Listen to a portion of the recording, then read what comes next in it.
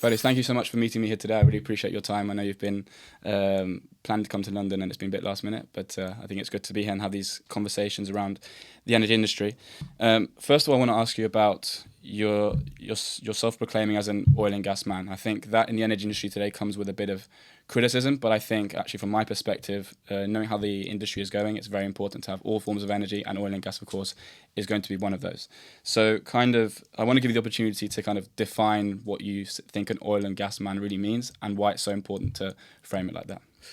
Well, first of all, thank you, Emilio, for having me. As you say, it's been last minute, but I think these conversations are quite important to have. But yeah, I am a self-proclaimed oil man. I've been in oil and gas since I graduated from University of Birmingham in 2007. My career has taken me across the world, working for Schlumberger, Total, AMEC, Technip, and and the likes. And now, with the government of Sierra Leone. Well, the first thing is one of the things that oil and gas is has done for me personally. It's allowed me to see the world. Mm-hmm. It's allowed me to appreciate and learn different cultures. Allow me to learn different languages. Allow me to see the work that people do and how it changes lives. I mean, energy is life. With over 6,000 petroleum products, it's almost an impossibility to do without oil and gas. I think any nation that wants to industrialize needs oil and gas or needs power. How you get that? I think traditionally it's been oil and gas, but it's been a good industry for myself. I don't necessarily think it's an industry of the devil as we think today. I think the conversation that needs to be had around oil and gas is maybe how to clean it up. There are technologies out there to make it cleaner, but hopefully the industry is not going to go away. I think maybe we with conversations like this, we can help shape how we direct the industry in terms of making it cleaner. But I'm an oil man. Yeah, no, 100%. And I think changing the narratives around the energy industry, around oil and gas, comes from the beginning of people's lives. Especially I think my generation. I'm 23. It's particularly my generation which has that kind of skewed, unrealistic narrative. And so I want to understand where you got your thinking from. So take me back to your childhood. You say your father worked in finance. What brought you to oil and gas? What brought you to energy? And what was that story like, really? That's. I think it's always an interesting story. It's an interesting question. Well, born in Sierra Leone, lived there till the age of 12. So, did my formative years there. Moved to UK, Manchester, schooled in St. Bede's College. So growing up, I always liked the sciences. I was quite good at chemistry and maths, and I didn't necessarily want to be a chemist because I didn't want to be in a lab. Yeah. And maybe stupidly, I thought if I did a maths degree, I'll end up being a maths teacher. But, that was, you're young and naive. So, I wanted to find a subject that combined both subjects that I was good at. And, I came across chemical engineering. Mm-hmm. So I studied chemical engineering as a first degree with management studies, bachelor's, and then this is Aston University in Birmingham. And then I went on to University of Birmingham and did the advanced chemical engineering. And whilst I was studying, doing my dissertation, I was casually applying. And then I applied to Schlumberger, got an interview, was employed. And my journey started in oil and gas. So it wasn't this grand plan of, well thought out. I was, from when I was born, my dream was to be in oil and gas. You grow up and as you understand in life, and it's the first job that I got. Mm-hmm. And I enjoyed the industry so much because, I'm quite practical. So it allowed me to work with my hands, work outdoors, be on rigs, see processes of how oil works. And obviously, over the years, in 20 or almost 20 years now, I've been in industry, and I've learned the value of oil and gas. Like I mentioned earlier, oil and gas is borderless. So I have been from country to country, worked in Brazil, to the deserts in Algeria, to the Gulf of Mexico, Aberdeen, Nigeria. So you get to see these places. You get to see how different people live in different cultures. And I think what we do provide, in the industry, it's obviously invaluable, right?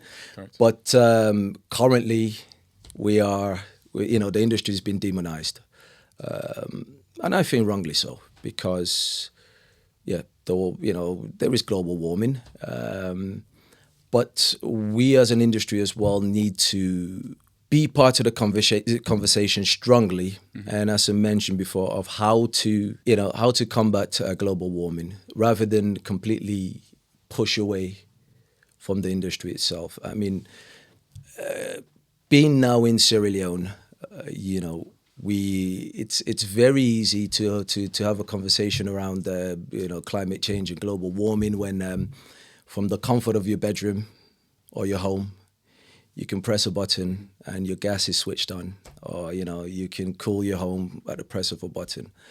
Are we asking those people who have to walk 5, 10, 15 miles just to get wood to cook food? Again, are we considering these people?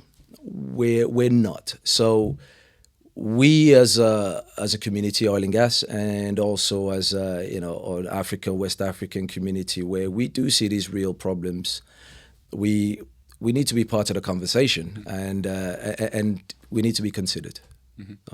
Now, and give us an insight into Sierra Leone, because I think a lot of these narratives come from the West. We're comfortable here. We don't see how people live in other regions in the world. I said, for example, I'm from Latin America, so I have a similar perspective as well. So tell us how important the future of Sierra Leone's oil and gas sector is going to be to the future of Sierra Leone, because I think this is something that people don't understand. And of course, you say something, let us carbonize before we decarbonize. How important is that going to be moving forward for a country like Sierra Leone? Well, before going into that, the history of Sierra Leone, it's one of the most beautiful countries in the world. I always say, from a landscape perspective, if you've been to Brazil, it's a carbon copy of Brazil. Beautiful. Really? Right. You've got the white sandy beaches with beautiful mountains. Obviously, tropical climate, 6 months sun, 6 months rain. Green, luscious green, forest. Beautiful beaches. Sierra Leoneans as a people, probably amongst the friendliest in the world. We love life. Yeah. We're quite calm and chilled people. But small country in terms of size, about 8.5 million people in the country. And what we aim to do with the sector is to change the economic landscape of Sierra Leone. I mean, we commissioned as a country a study recently this year that's prospecting 30 billion barrels of oil in our offshore basin. Now, if you're looking at $60 a barrel on average for oil, which is I would say the true price of a barrel of oil, the economic windfall for a country like Sierra Leone is immeasurable, and this will be from the direct sales of the resource. Now, if you add the cascading industries around that, it could change the life of 8.5 million people. We could create jobs. We could industrialize. We're blessed. We're a country blessed with minerals. So if you go to the mining sector, which is probably the most or one of the most developed sectors in the country, is iron ore, rutile, bauxite, diamonds, coltan. Now, because of the lack of energy and power that we do have, these raw materials are mined and exported. Now, there is no reason why the sector, the oil and gas sector, cannot change that, where we can have finished products in country. Now, again, this is the medium to long-term goal. So our sector, the way we want to shape it as a country is to make sure that every single Sierra Leonean benefits from oil and gas. whether it's jobs and and jobs not just directly from oil and gas, because with oil and gas production brings the tourism sector. It brings hospitality, improves the hospitality sector. I mentioned before that the greenery in Sierra Leone luscious, so we can start producing food. Having the power to store our food and process our food, to package our food. So you can see how it can transform a country like Sierra Leone. Now you look across the continent, for anybody who's developed and produced oil and gas. I mean, I take the GCC countries as a perfect example of how they've used, if you look at UAE, how they've used the natural resource from oil and gas to absolutely transform a nation. We want that for the country. We want that for our people, and not just that. I personally do have an Africa focus. I always say, if we cannot find the skills in Sierra Leone, for example, why not look in Liberia? Why not look in, to the north of us in Guinea, in Nigeria? So it's that Africa approach, that country approach. So we've got tremendous plans. So we've already got a hydrocarbon master plan that hopefully is going to shape the industry from today and when I'm long gone. So we have a blueprint for the people that are following, us in the institution now to follow, so where you can get Sierra Leoneans involved, at the right time.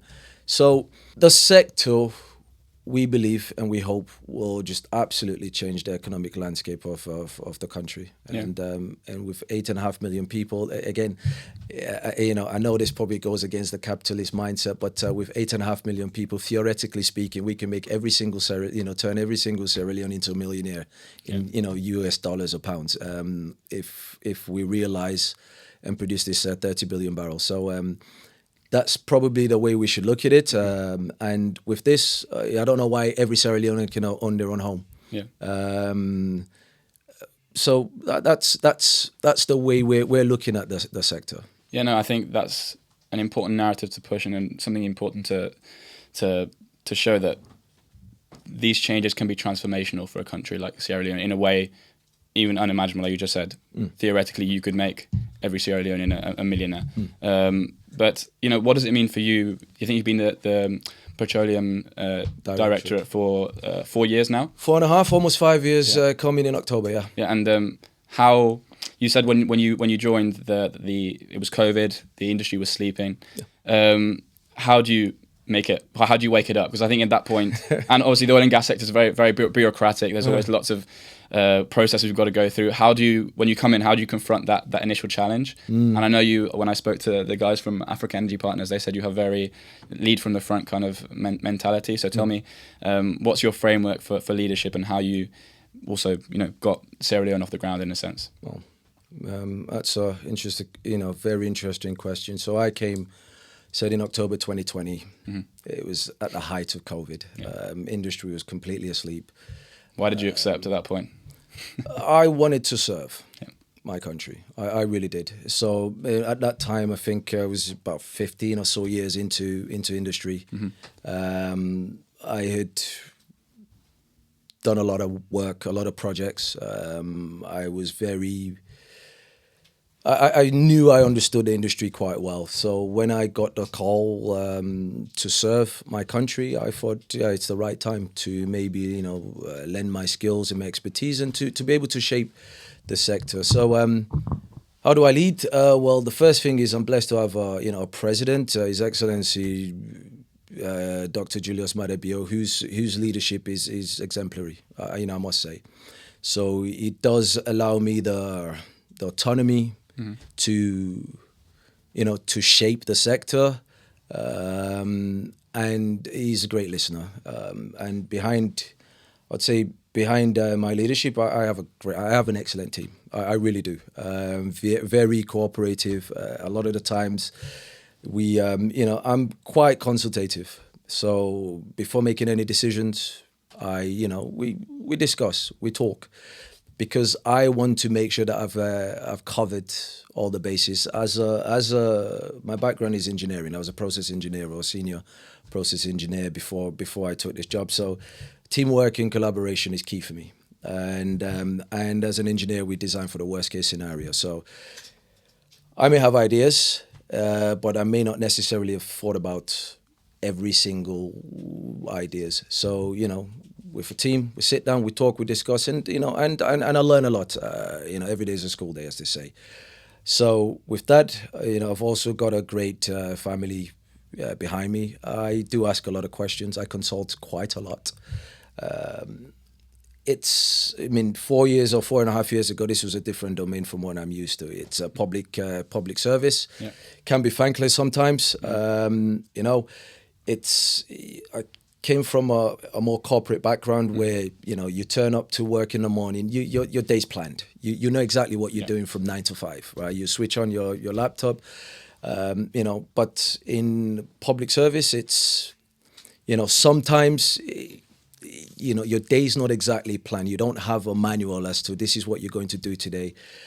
So you've got to use the people around you to make sure that you're giving your best to them. I mean, I do have a lot of energy, and I think, lead from the front approach, as Africa Energy Partners mentioned, that is quite a compliment. I don't think of myself that way. I think I'm a doer, right? Mm-hmm. So I do, and I'm quite decisive in a way. I don't know if that's a good thing or a bad thing, but I do also trust my ability to solve problems. Mm-hmm. So, because sometimes to do things, you just got to start. Yeah, exactly. Right? If you don't start, you're never going to do it. And I trust, my ability to be able to solve problems if problems arise, even if it's I don't always necessarily think I'm right. Mm-hmm. In fact, a lot of times, you're not right.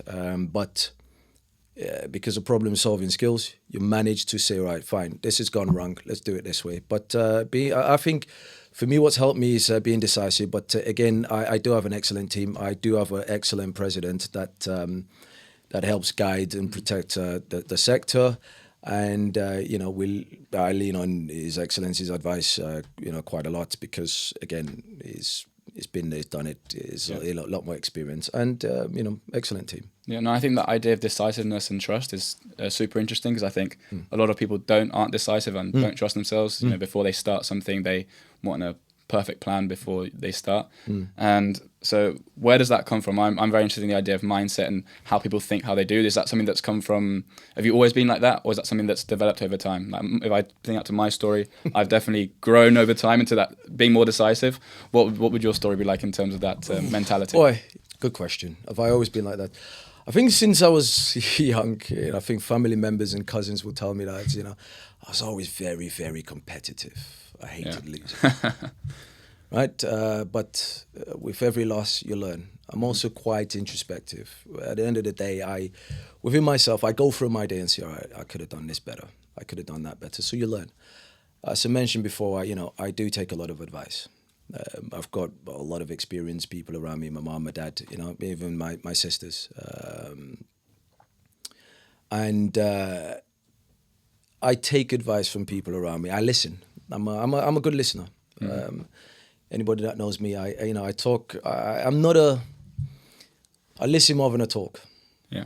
So with listening, you'll learn a lot of things. I think I would say that the time I started knowing myself as a person might have been, I worked for a company called Maxwell Solutions up in Aberdeen. It's a consultancy. So we did this Myers-Briggs Carl Jung personality test. And I found out that I was an INTJ. What does that mean?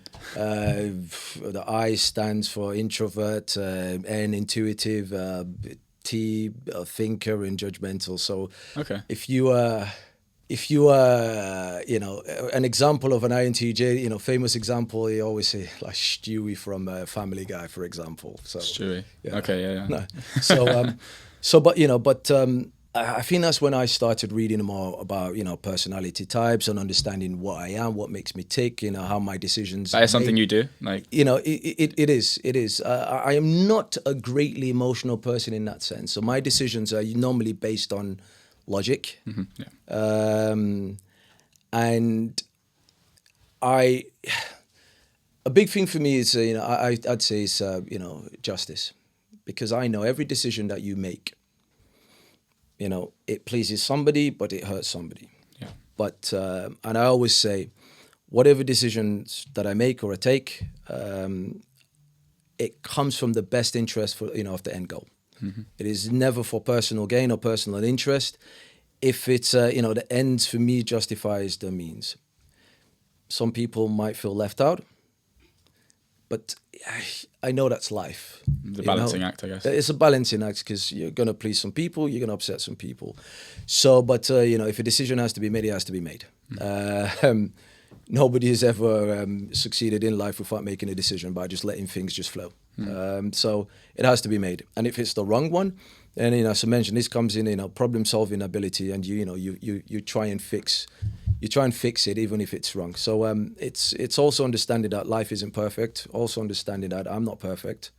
And once you understand that, and if you do, what makes me sleep well at night is decisions are taken for the best interest of the end goal. Yeah. And for me, that's important.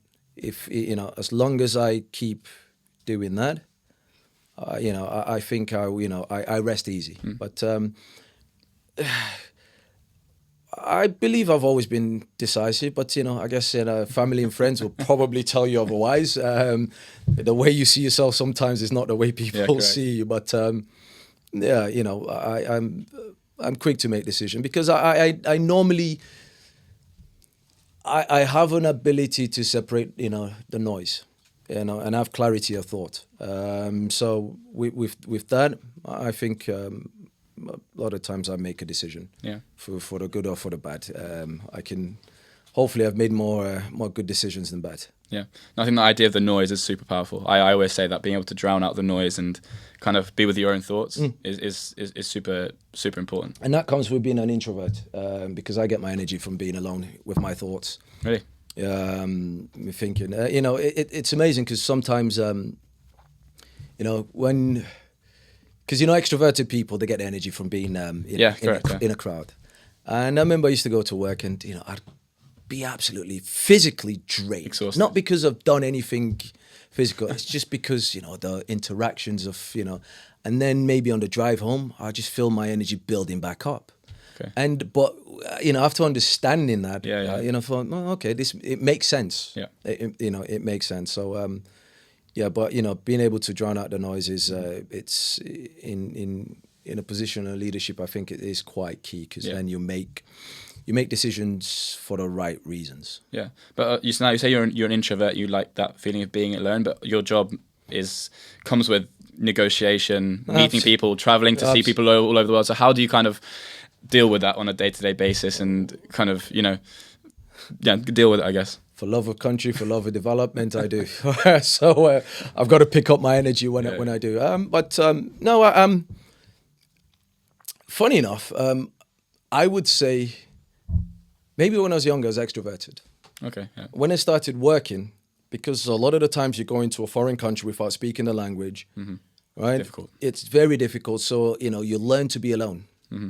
You learn to enjoy your space. You learn to enjoy your, being in your own thoughts. Because if you go to, I went to the first job I had. I was posted in Brazil, not a single word of Portuguese.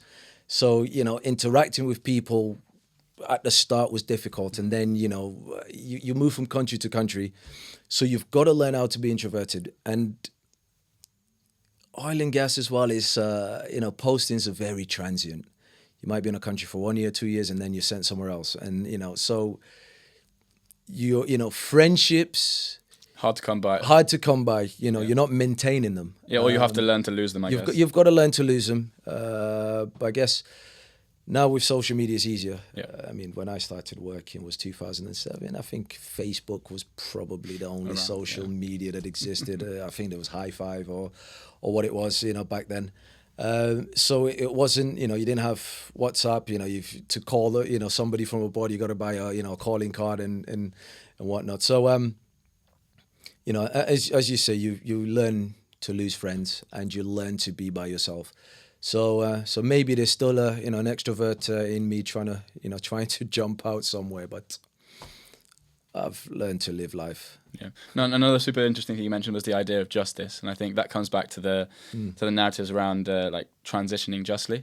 and comes back to the carbonizing before we decarbonize. So talk to me a bit more about that and how you look at that from a African and perspective. And of course, you mentioned that you don't look at it just a Sierra Leone perspective, but also a more regional perspective. Regional perspective. Well, if it's a well-known fact that Africa contributes to 3% of greenhouse gases. 3%. Yeah, says a lot. What is Africa transitioning from to? That 3% of contribution to global warming or greenhouse gases. You have countries like us who have put a lot of investment into hydrocarbons.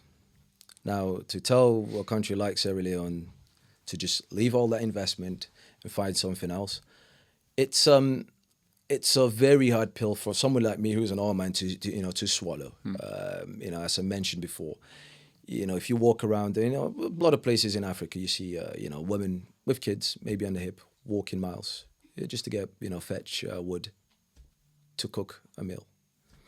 Now, transition must be just, right? Allow us to use, whatever we gain economically from hydrocarbons to maybe transition into renewable fuels. I would also say oil and gas, I don't necessarily think is going to go away. We're asking a continent to essentially go from A to Z. A continent that's not in whole industrialized.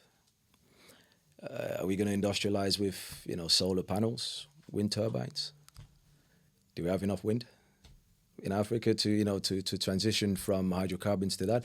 So the conversation, oil and gas can be made cleaner. You've got, carbon capture and storage technology. So there's a lot of technology that can be brought to the fore to allow the sector to operate in a way that is cleaner. I mean, across Africa now or in the world, there's barely any flaring of gas, right?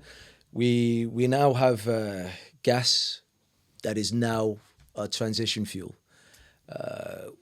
We can use that gas. Mm-hmm. So transition must be just. Yeah, it must be just. It must be. It must take African states and governments into account whilst you're having that conversation. Mm. I think long gone are the days where we imposed a narrative to say you must do this. No, I think my view is we need to be around the table, part of the conversation. Listen, the needs of one African country to the next, it's not the same, yeah, right? Exactly, yeah. We've got, for example, Nigeria, who producers of oil. We've got Equatorial Guinea, who produce hydrocarbons, and then you've got Sierra Leone, who are trying to now become a producer. So where we are in our energy journey is different. So it shouldn't be a one size fits all approach for 54 African countries. It shouldn't be we shouldn't be dictated to. We should be part of the conversation. So our needs, our requirements can be heard, listened to, and at the end of the day, I think, and I hate that phrase, at the end of the day, what we all want, and these public servants, what we all want is for people to live comfortably, right? I think, if you have, clothes in your back, roof over your, shelter, and food in your stomach, I think, as public servants, then, we're winning. Mm-hmm. So, and for us to get to that, it's, we've long, take for example, we have a lot of crops, and I always give this example, Sierra Leone, we have mangoes. We've got mangoes that fall and rot and nobody eats them. Yeah. Now, with energy, with power, with electricity, we can harness, those falling mangoes and, turn into whatever juice, use them for a longer period. Yeah. So we, on one hand, we're wasting food. because we do not have the power that we require to convert that food in industrialized. So allow countries like us to do that. Yeah, and without dictating to us and what we need to do. Because I think as citizens of countries in Africa, we understand the needs of our people better than wherever these instructions are coming from. Yeah, and how can the energy industry have this kind of more pragmatic narrative? Because I think, from my perspective, the energy industry has lots of industry conferences all the time, everywhere, Latin America to Africa. But the problem is that conversation is within the energy industry, not necessarily communicating with the outside world, which is what's actually controlling the narrative at the moment. Which is why I think the energy industry needs to take hold of the narrative. So how can we as an industry maybe communicate ourselves better with people that don't necessarily work in energy every day and maybe don't understand it in such detail? It's a good question. I think generally speaking, in life, in society, we've actually stopped having discourse. Correct. Right? Yes. Because people are too quick to label. Mm-hmm. Yeah. If I say I like oil and gas, or you're this, That's what I said at the beginning. Exactly. You're this, you're that. Rather than listening and seeing, what my perspective is. And I think the sector and the energy sector, we need to definitely do more, and not let our voices be drowned out. Yeah, correct. We need to explain what we do better. We need to explain what our challenges are. The biggest challenge right now for the sector is obviously financing, because a lot of financial institutions are not lending money for new exploration and all of this stuff.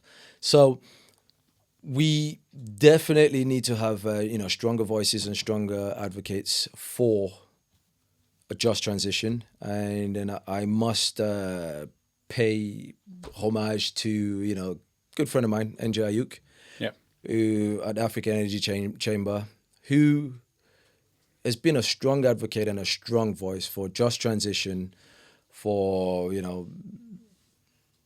equitable conversation and discourse. And we need more voices like him to get to the table. Sometimes as public servants, it's maybe difficult to say out loud what we think. But we do have a lot of meetings, a lot of conversations, internally. But what we must do better is have, externalize that conversation. And I think, voices like the Chamber, institutions like that have been a great advocate for the sector. But I do definitely agree that we need to stop demonizing the sector. And we need to have conversation without being afraid, because a conversation is that, and we can understand both sides, and then you can reach a better solution by doing so. But if you shut down conversation, who wins? Yeah, no one wins at the end of the day. No, and you mentioned challenges there, so financing. I think something that I've found over the last few years, which has been started changing the conversation around energy. One was the Ukraine war, which has really highlighted the need for cheap energy.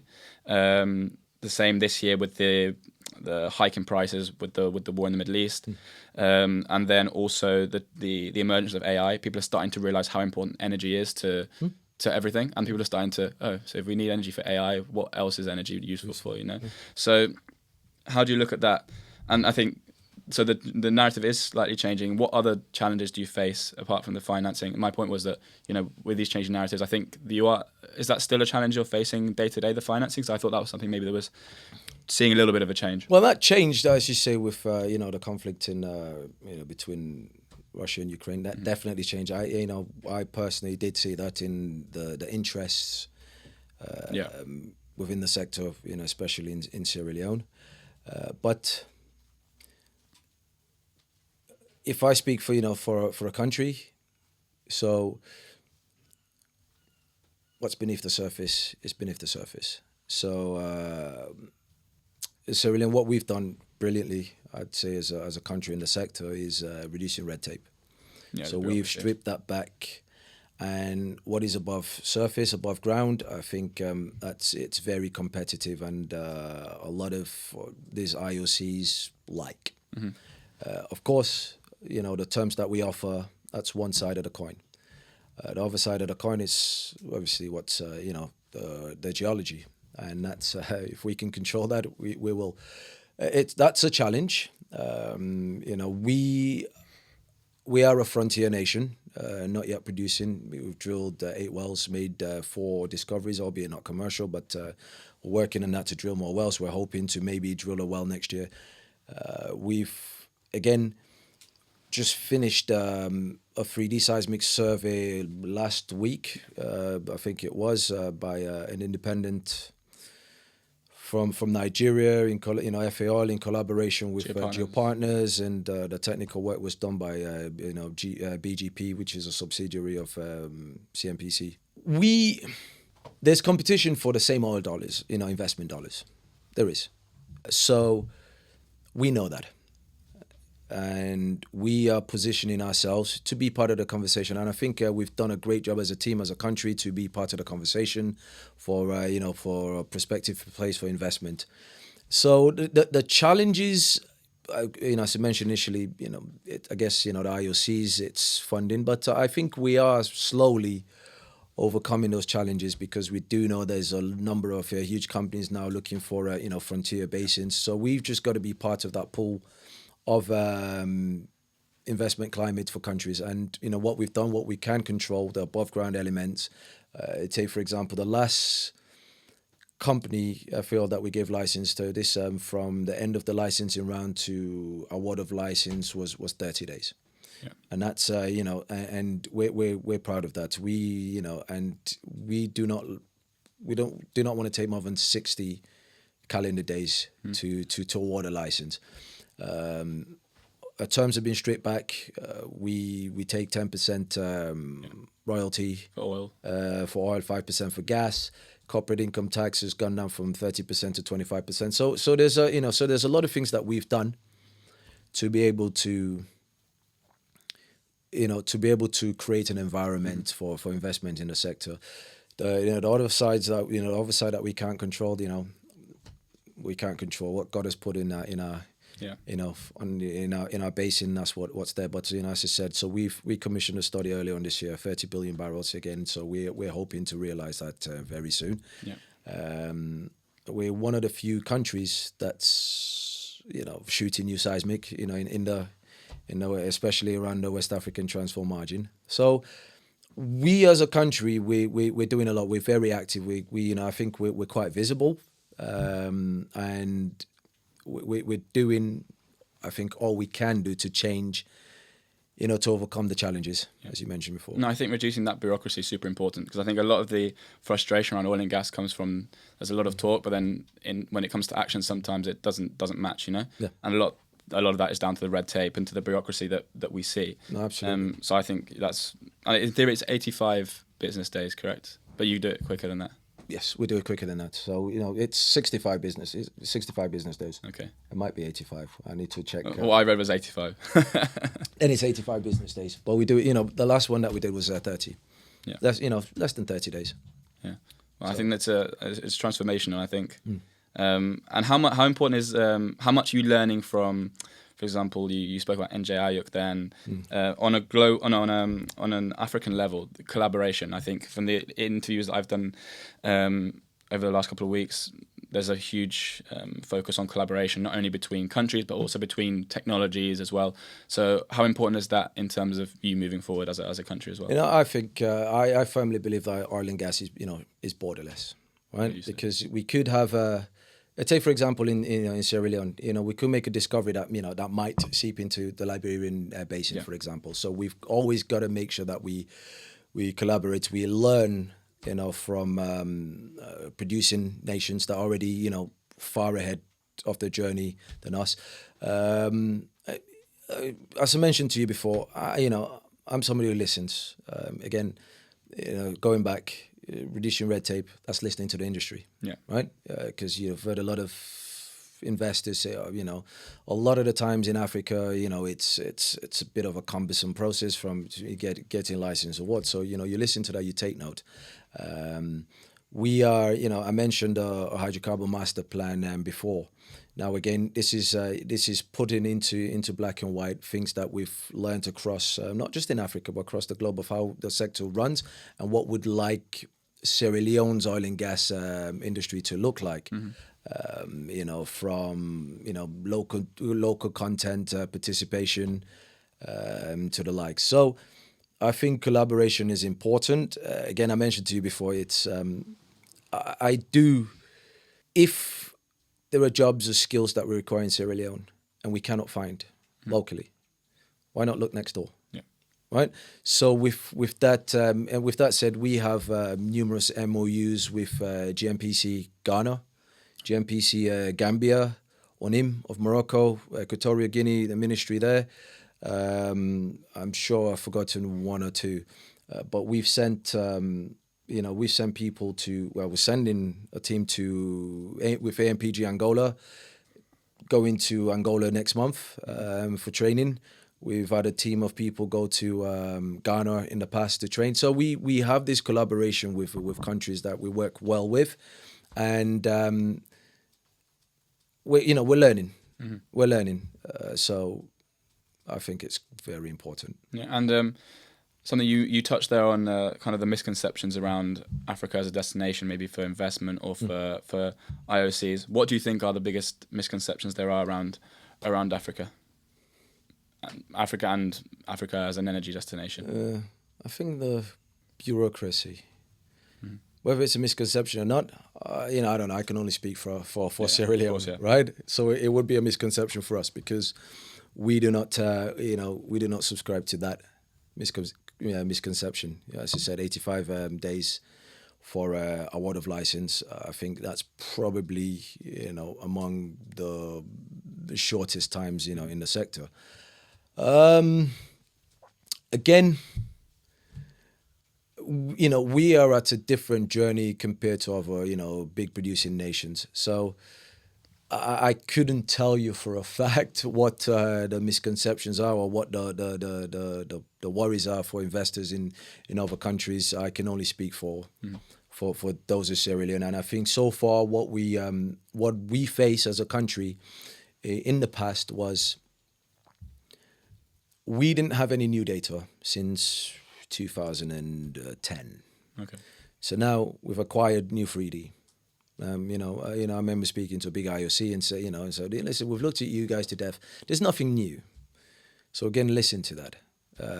We're reprocessing our legacy data that we do have. So this is around a prospect we call the Sylvia prospect that which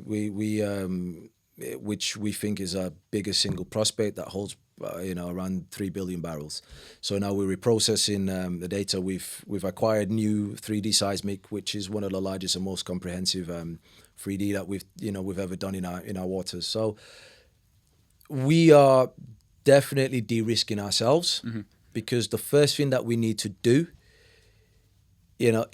our basin needs to be de-risked. So whether we take the lead and do that, which is I think is what we've done in the past year or two. Before we can now ask IOCs to come and further, because of course exploration is a capital intensive process. So if we and I firmly believe that we are going to be one of the next nation on the map. So if I believe that, then I am essentially putting money where my mouth is by de-risking and being ahead. And then asking for investment from the experts. So that's that. What would be your message to people looking at energy? Because like I said, from my generation, I don't think there are many people that look at energy as are really interested in going into the energy industry. I think that's a shame because it's the foundation of human life, and I think it's the industry where you can shape generational change. Yep. What would be your message to people, maybe not just in Africa, globally, about what energy can do and from your experience, where you can... You put it very well that energy is the foundation of human life. And I think, energy is life. I think, as I mentioned before, as human beings, all we all want is comfort, and how that comes is obviously subjective, right? But I think energy creates that comfort. Yeah. It really does.